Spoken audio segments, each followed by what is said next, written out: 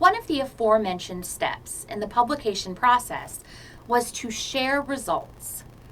This is accomplished via the publication of one's work in scholarly journals or repositories in order to make it available for future researchers.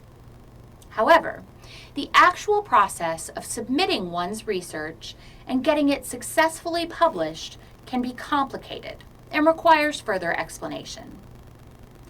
The publishers of scholarly literature will use various parameters for selecting new works for publication, but some general guidelines might include: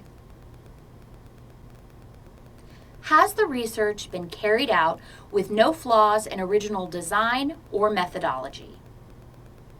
Is the work reported correctly, including acknowledgement of pre-existing research in the field?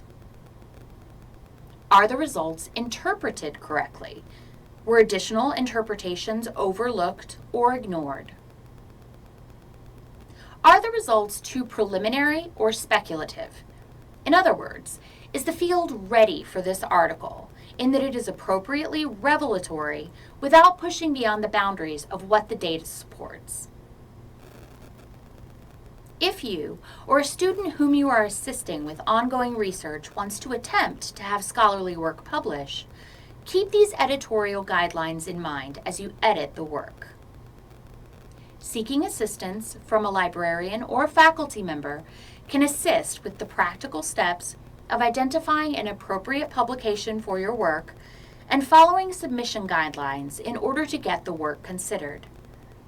Each publication is different in terms of submission methods and time frames for responses, so following detailed instructions and exercising patience is key during this process.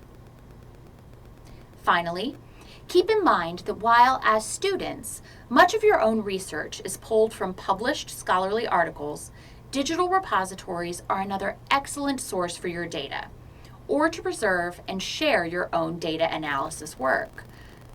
So even if you can't or don't wish to write up a scholarly article and seek publication, there are methods for getting your data into the conversation anyway.